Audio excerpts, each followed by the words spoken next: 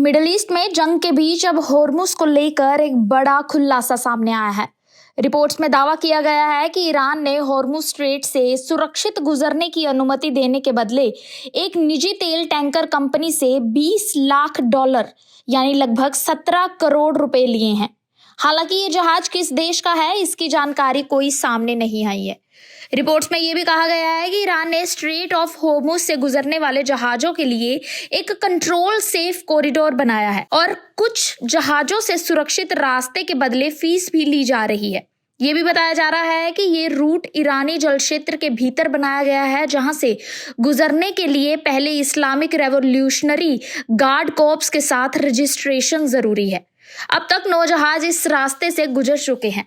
वहीं भारत के 22 जहाज अभी भी होर्मुज के पास फंसे बताए जा रहे हैं और इस मुद्दे पर तेहरान से बातचीत भी जारी है। दूसरी तरफ सैन्य मोर्चे पर भी बड़ा दावा किया गया है। IRGC ने कहा है कि उसने अमेरिकी stealth fighter F-35 lightning second को ऑपरेशन के दौरान नुकसान पहुंचाया है।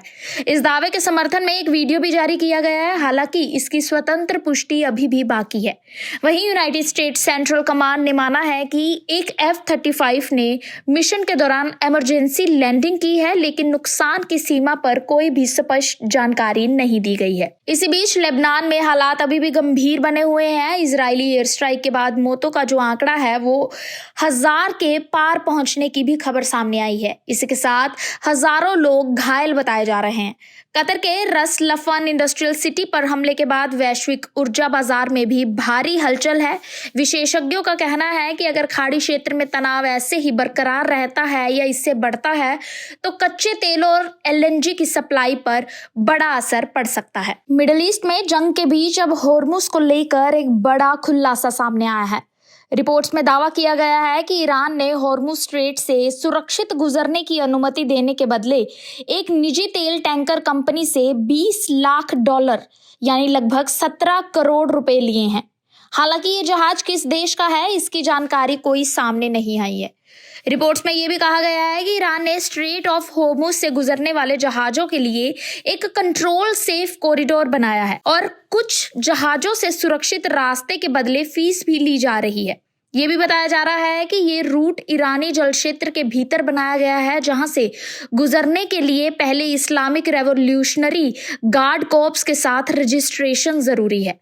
अब तक 9 जहाज इस रास्ते से गुजर चुके हैं। वहीं भारत के 22 जहाज अभी भी होर्मुज के पास फंसे बताए जा रहे हैं और इस मुद्दे पर तेहरान से बातचीत भी जारी है।